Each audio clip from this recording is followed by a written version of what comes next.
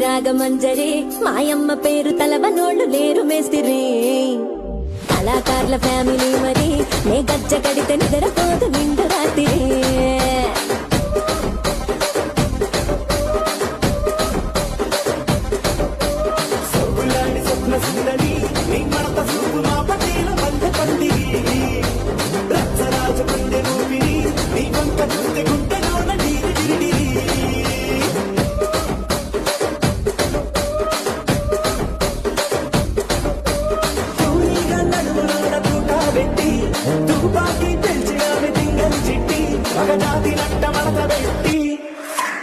ఆ